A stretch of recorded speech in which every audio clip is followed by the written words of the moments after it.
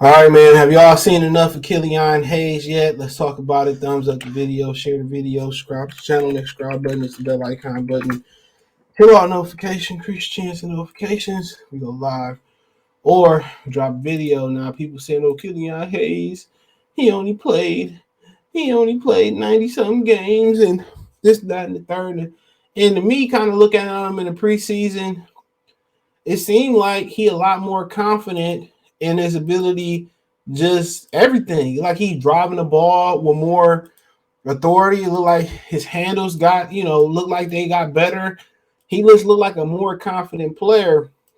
Kind of me just seeing him move like he more sure of himself, but apparently that ain't like translated over statistically. And we know we living in a stat driven era with the internet and DFS and plus minus and all that type of stuff and the internet and social media and all that type of stuff. So that's kind of we dealing with. And right now, he only shoot the ball at 16% from three and from the field goal. So I mean, he taking one field goal tonight. He making one field goal a night out of six. He taking 2.3 threes this year and only making 0.4. His turnovers, he averaging a turnover and 3 assists. So through 5 games, which is a sample size, he only playing 17, just under 17 minutes a game. So it's not a big sample size. I mean, it's not a big portion at all. It's not. It's just a dash. It's just a dash. But right now,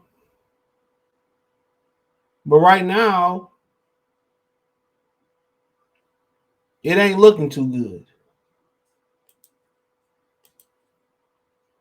It ain't looking too good. And I say it again, right now, it ain't looking too good. And apparently the other night, they was playing somebody before the Hawks, and they said it was the worst. That's the worst game that he had, and it's time to move on from him. Some people were saying, and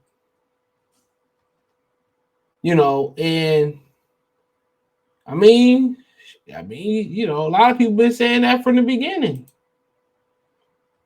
Until the injuries, and it was the Washington game. He had 4 turnovers, 1 personal foul, no points, 2 assists. He was 0 for 6 from the field, 0 for 1 from 3. I mean, he made 2 3-point shot, 2 3-pointers out of 12 so far. And then I think people starting to kind of notice that they started Corey Joseph over him. Now obviously Alec Burke, he ain't ready yet. But they started Corey Joseph over him.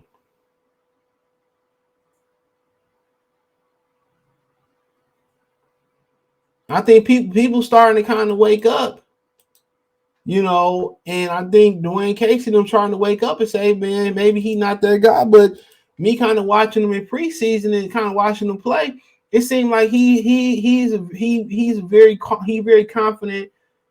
He confident. He more confident. It seemed like he put the work in. He improved.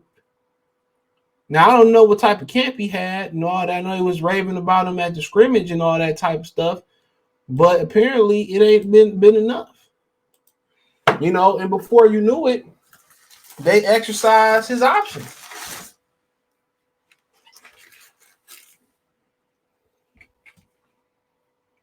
Before you knew it. And for the amount of money he's making, it made a ton of sense. But at this point, he ain't offering nothing. In an era which,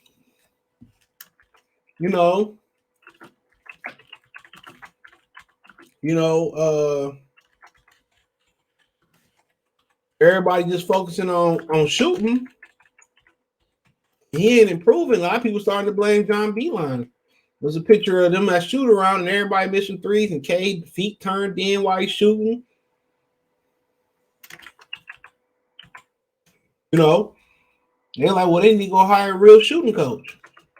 Dude, if you can't shoot threes, there's nothing wrong with taking a few steps in and taking a two. A mid-range shot is not a bad shot, bro. The closer you are to the rim, the better chance you got to make in a three. There's nothing wrong with it. They trying to shame the mid-range game and it's just dunking and layups and it's threes. It's not. Because once you start knocking down the mid-range game, then they got to respect you. Then it open up the bucket. You know what I'm saying? So, I mean, that's all Giannis need to do. Truth be told, 10, 15 foot, it's a wrap. He hit that shot. You don't need to be out there shooting threes, bro. You don't. But they don't know nothing because everybody just going with a trend that Klay Thompson, Mark Jackson, and Steph Curry started.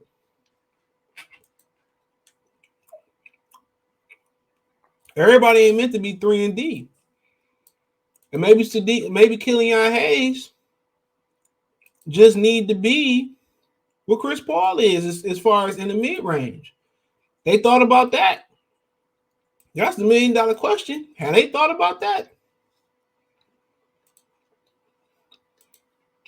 Let's say forget shooting the three.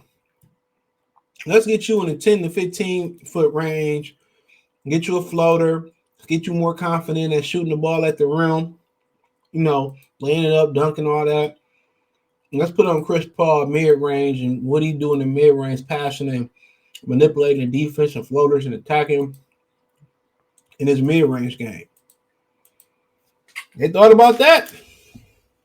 That might fit the boy better. But everybody just follow a trend. And that's the NBA. Everybody just followed the latest trend. If Steph Curry came in and revolutionized dunking and that's all they did was dunk, everybody, they won championships like that, that will be a platinum standard. It truly would. But like I said before, I'm going to be patient because I see he more confident. That's what I do see from Killian. He more confident. So let's see if we put it all together. If not,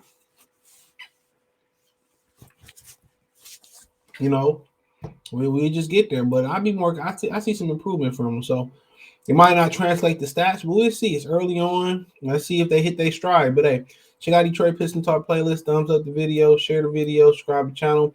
The subscribe button is the bell icon button. Hit all notifications, increase your chance of notifications. We go live and drop a video financially. Want to support the channel? Cash App, $CJ Good 313. Venmo CJ Good 313. PayPal link description. Hit the link tree. Find me on Twitch, Twitter, Instagram, Spotify, Anchor, Cash App, Venmo, PayPal, Apple Podcasts, Google Podcasts, the whole nine. Let me know what you girls and guys think in the comment section.